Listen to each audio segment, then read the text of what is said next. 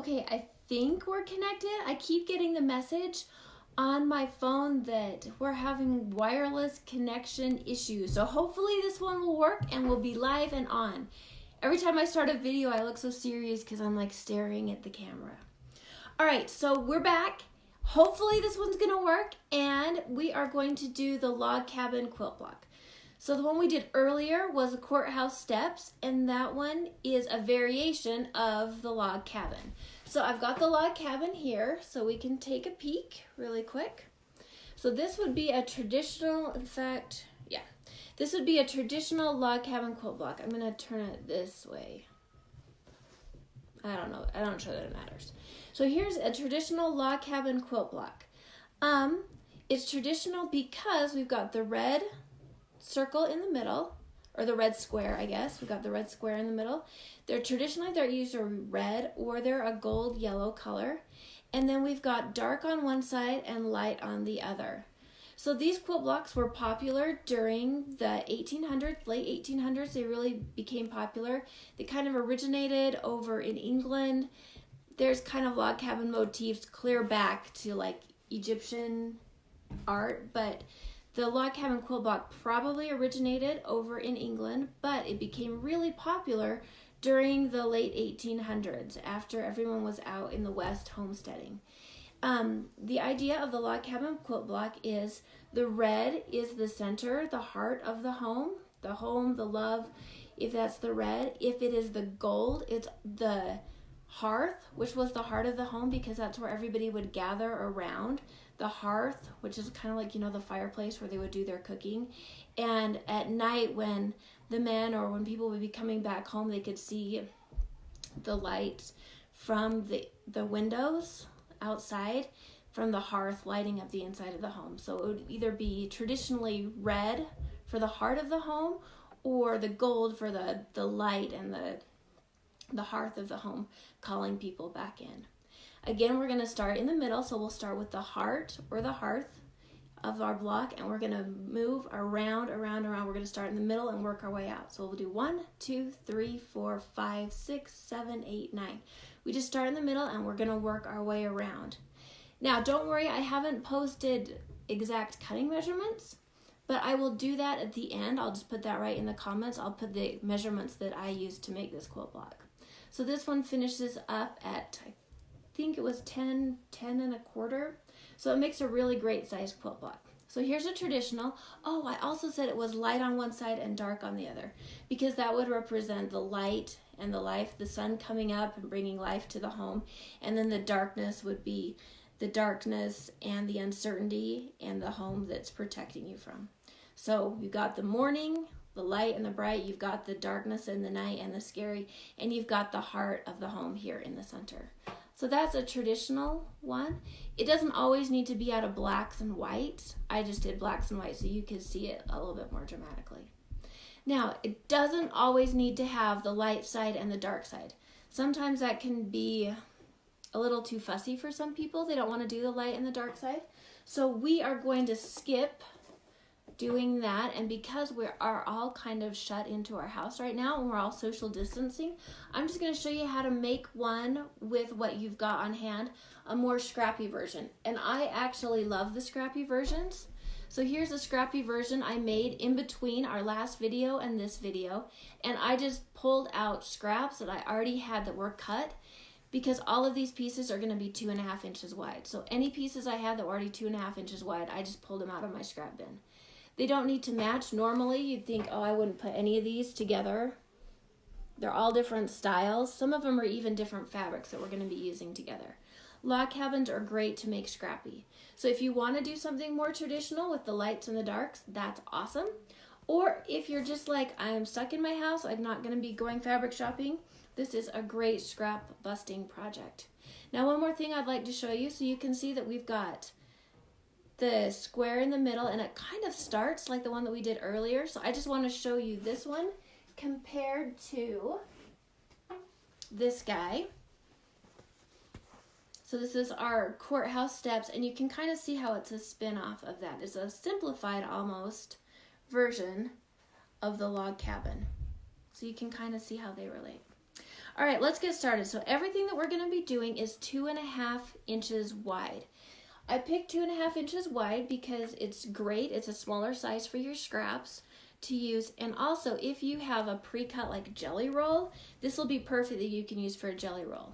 Now there's a couple methods that you can make a log cabin quilt block. I'm going to show you the pre-measured way, but as we're going, I'll tell you about you can do a unpre-measured way as well. So there's an easy way and there's like an even easy, lazier way that I kind of use quite a bit when I make log cabin quilt blocks.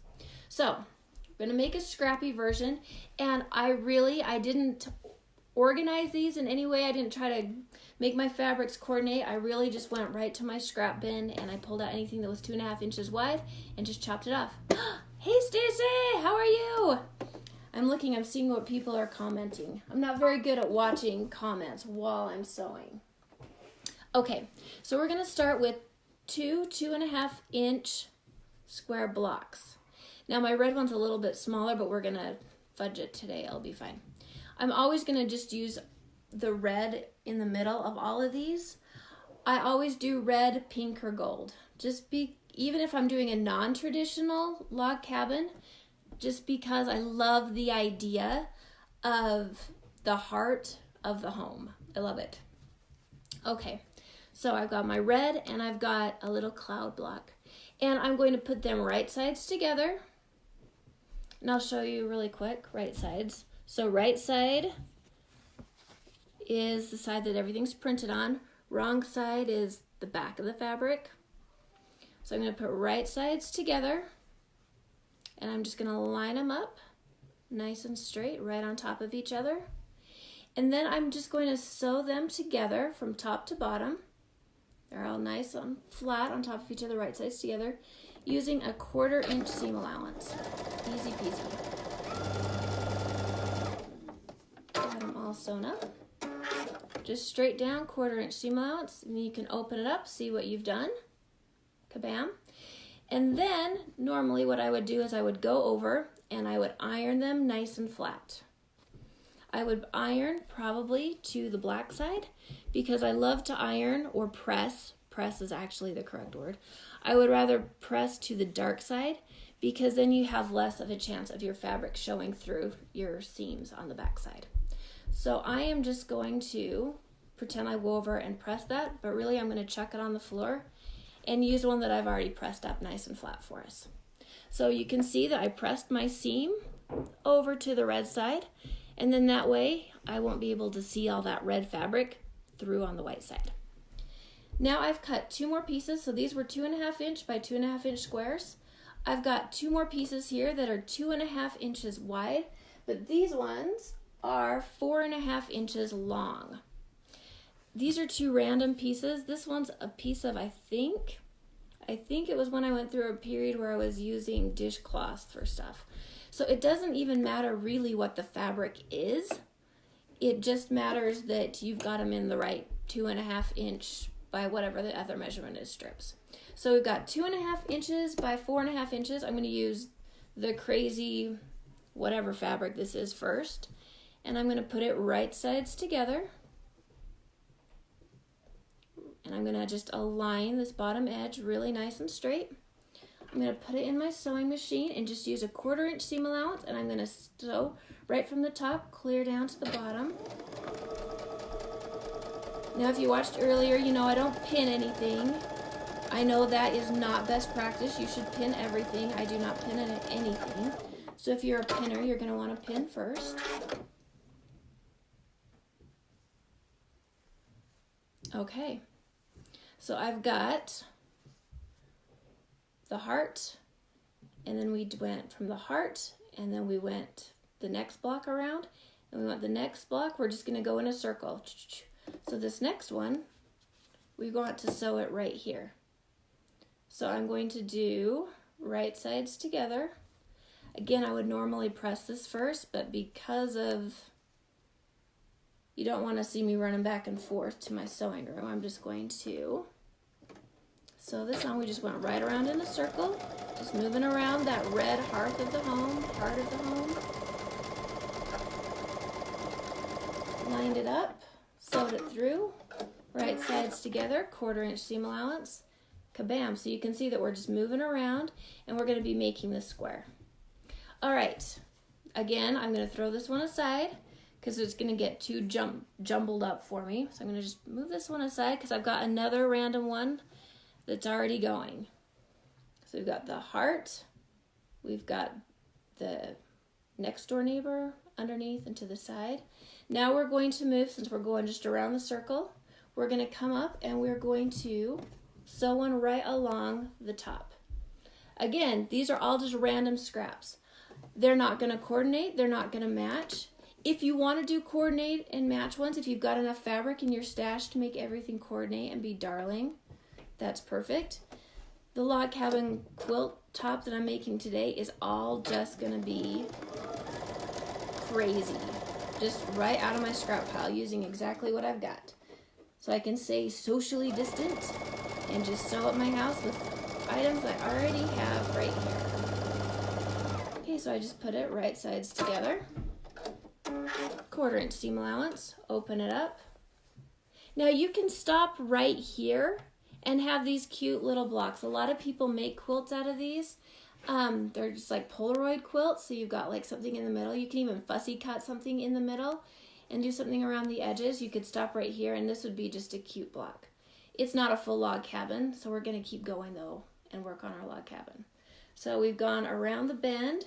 It's time to put this guy over here. So we've been working our way around. So it's this side's turn over here. This is a piece, I think it's ticking actually, that I've got here. When a lot of these log cabins were made, they were done by hand because people didn't have sewing machines. So a lot of them were foundation pieced, so they were piecing them on top of other pieces of fabric, and it was stuff that they also had on hand in their log cabins. So it would be pieces of clothing, work shirts. There was everything in historical log cabin quilt blocks, from velvet to satin. Whatever they had, they would cut up and put in their quilt blocks. So this is a great one for today. Oh, Stacy, you're asking what size was the piece and the one before. So we've got 2.5 by 2.5, 2.5 by 4.5, and then these ones, sorry, I'm looking at my notes, are 6.5 by 2.5. And I'll put all of the measurements in the comments as soon as I'm done, so you'll have all of the measurements. So we've got 2.5 by 2.5, 2.5 by 2.5, 2.5 by 4.5, 2.5 by 4.5, 2.5 by 6.5, 2.5 by 6.5. Okay, so this guy is all much as I'm going to do on him. I'm going to throw him aside, and we're going to move on to our last rotation. So you can see I've been rotating around here, here. Now it's time to do some longer pieces. We're gonna do actually 3 pieces on this. All right, we have got a piece here that is going to be 2.5 by 8.25, and I'm just going to. We ended on the side, so now it's time to come back here down to the bottom. So I'm going to sew along the bottom. If you're a pinner, this would be a great time to pin. Again, I'm not a pinner, so I just line things up. Should call myself the lazy quilter. I'm always taking shortcuts. The only thing I never take a shortcut on is pressing. Pressing makes your quilt blocks look amazing. Now, also, just so you know, this is pretty much a great traditional amount of strips that we're putting around the middle part of our block, but you can make your log cabins have as many strips or as many walls around the outside edges as you like. I just stop here because this is about what I like to do. Okay, so we did the middle. We did the bottom. We did the side, the bottom, so now it's time to come up this side again. So this is another piece that's the exact same, 8.25 by 2.5. All of them are 2.5 inches wide. Let's stick this on, again, right sides together. So I'm just gonna right sides together. Right on top, we're gonna align this top piece with the side. Make it nice and straight, nice and tight. Again, if you're a pinner, pin it on. Do 1/4 inch seam allowance. And sew it on down. This really is a great stash busting project. So if you have some fabric that you don't really know what to do with, or you haven't super been in love with, when you put them all together in cuckoo crazy orders, it makes your quilt top super fun. All right, sewing it all the way down to the end. We're gonna cut it. All right. Now, this last rotation had 3 on it. So normally I really would love to go and press this, but because, again, it's far away, I'm just gonna stick this last guy on without pressing. Normally I would press, and you can see the back of this where I've got all of the seams nice and pressed, minus the ones that we just did. So last guy, across the top, pretend that the rest of what we just did was pressed. I've got my quilt block. Here's the right side. I'm going to put it right sides together. So I'm turning it over so the back side is facing me. And I'm going to align it along the top of my block. And then I'm just going to put it in my machine. And I'm going to stitch it all the way from top to the bottom with a 1/4 inch seam allowance. A 1/4 inch seam allowance means that from the end of your fabric to where your thread is running, it's a 1/4 inch. So a 1/4 inch in from the end of your fabric to where your thread is running. That's just going to be a 1/4 inch. That's what seam allowance means. Some machines have like a pre-built 1/4 inch function on their machine. I'm lucky mine does, but the one I used before didn't. So I would mark with washi tape where to run my fabric to where my needle was aligned to get that 1/4 inch seam allowance. 1/4 inch seam allowance isn't super important if it's not a perfect 1/4 inch seam allowance. Just make sure that all your seam allowances are the same when you're making a log cabin quilt block, and you should be safe. All right, almost done, all the way through. I'm gonna click it off right here, cut the thread, open it up, and there is a scrappy log cabin quilt block all the way finished, with our heart and a hearth of the home in the middle and everything built around it. I think today that was probably a perfect quilt block to make. Sheesh Louise, there's usually no crying in quilting. It's a good quilt block to make today, with all of us staying in and being safe at home today. So there is our log cabin quilt block with our heart in the middle, everything sewn around it. Now don't worry if you don't remember what the measurements are, because right afterwards I'm going to go in and I'm going to stick them right in the comments. So if you can't find them, just look in the comments and you're going to see, it will tell you what all of the measurements are, and just know it's the smallest in the middle and they get bigger on their way out. Super easy. Like I said, I wish we were together today as a group for our community quilting day, but we can still quilt at home and use all of the scraps from our scrap bin, just like they did when they were making the log cabin quilt blocks back in the late 1800s, and it's gonna be awesome. One day when we're all back together, we can bring our scrappy blocks, put them together, make our community quilt, and have our quilt show, and it will be awesome. Until then, we can stay safe in our houses and just sew away.